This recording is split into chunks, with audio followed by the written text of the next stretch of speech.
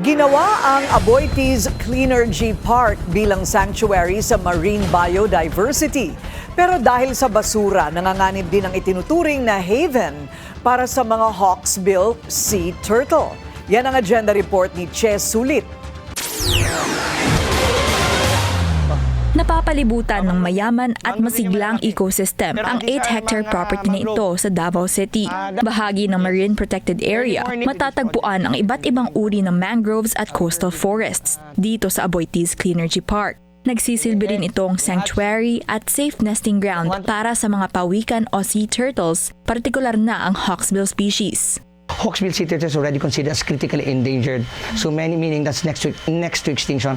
Anytime mawawala na to. So very important na pangalagaan natin yung lugar for their survival. Pinamamahalaan ng Davao Light and Power Company, isang subsidiary ng Aboitiz Power, ang Cleanergy Park. Ayon kay Fermin Edilion, Reputation Enhancement Department Head ng Davao Light, nakikipag-ugnayan sila sa Department of Environment and Natural Resources para sa pangangalaga ng mga pawikan. Sa tuwing nakakatanggap sila ng report na may namataang pawikan, agad nila itong aaksyonan para mailagay sa ligtas na lugar ang species. Sila rin ang nagbabantay sa kanilang pangingitlog para maayos na maibalik sa dagat ang baby sea turtles o ang tinatawag na hatchlings. Gayunpaman, malaking problema para sa biodiversity ng park ang tambak-tambak na basura. Ayon sa caretaker ng parke, saksi sila sa pagkamatay ng mga hayop mula rito. Every week, ang daming pumupunta dito para tumulong sa atin maglinis. But what we're telling them, na Band-Aid solution lang yung tinatawag natin na coastal cleanup activity. The solution is really proper waste segregation and disposal.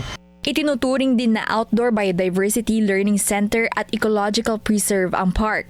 Ayon kay Edilion, madalas dumadayo ang mga estudyante at researchers na gustong pag-aralan ang mayaman na ecosystem ng Cleanergy Park. Isa aniya sa mga natutunan nila mula sa mga researcher, may mga punong nakatanim sa lugar na hindi pala tugma sa pangangailangan ng parke. Isang sentro ng edukasyon at konserbasyon ang Aboitiz Cleanergy Park. Sa pamamagitan ng sama-samang pagtulong, makakamit ang sustainable solutions na makakabuti para sa kalikasan.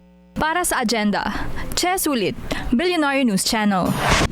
Manatiling nakatutok sa Billionario News Channel. Sumubaybay sa aming social media accounts at mag-subscribe sa aming YouTube channel para sa mga bago at eksklusibong balita.